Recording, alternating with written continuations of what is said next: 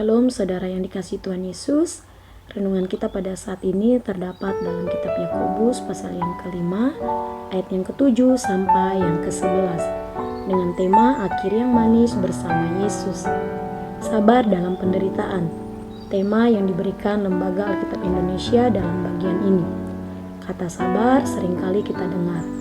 Kadangkala jika kita melihat situasi atau kondisi seseorang mengalami hal yang tidak baik, kata sabar dari mulut kita akan keluar. Kata ini juga kita gunakan untuk menguatkan teman atau keluarga yang menceritakan hal yang menyedihkan atau menyakitkan. Sedangkan penderitaan, kata ini juga seringkali terdengar dalam kehidupan kita.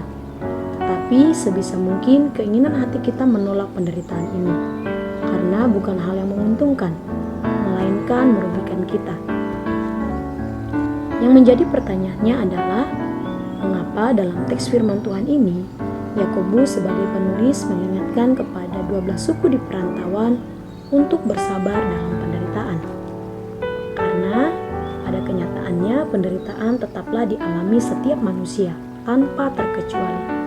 Bukan berbicara menderita karena kemiskinan, sakit penyakit, atau hal lainnya saja.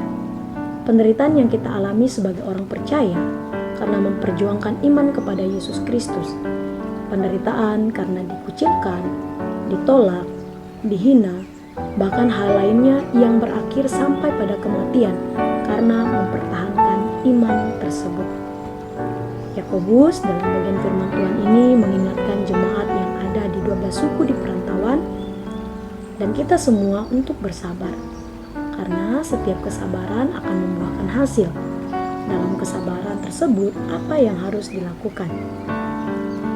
Yang pertama, tidak berhenti berharap di ayat yang ke-7. Setiap musim dalam hidup kita akan dilalui. Tujuannya untuk memperoleh yang terbaik. Maka kita jangan berhenti berharap kepada Yesus walaupun dalam keadaan yang tidak baik sekalipun. Karena ketika kita berharap kepada Dia, harapan kita tidak menjadi sia-sia. Yang kedua, meneguhkan hati di ayat yang ke-8. Keadaan bisa saja membuat seseorang berubah karena tekanan yang terlalu besar.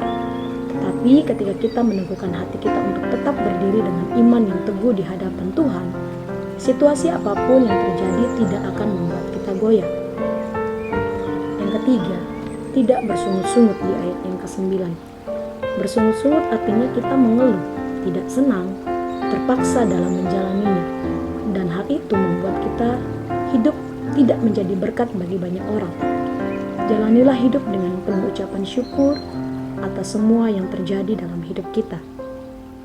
Dan yang keempat, menjadikan para nabi teladan dalam kehidupan. Ayat yang ke-10. Para nabi sudah terlebih dahulu mengalami penderitaan dalam menjalani kehidupan mereka. Menjadikan mereka sebagai teladan untuk tetap mampu menjalankan tugas tanggung jawab mereka sebagai alatnya Tuhan dalam menyampaikan kebenaran. Saudara yang terkasih, selama kita ada di dunia ini, penderitaan belum berakhir. Tetapi janganlah ini menjadi alasan kita untuk berhenti berharap kepada Dia. Karena ada akhir yang manis bersama Yesus. Ketika kita tidak berhenti berharap, kita meneguhkan hati, tidak bersungut-sungut, dan belajar dari para nabi yang bertahan dalam kondisi yang tidak baik sekalipun. Demikian renungan firman Tuhan saat ini. Selamat beraktivitas, Tuhan Yesus memberkati. Shalom.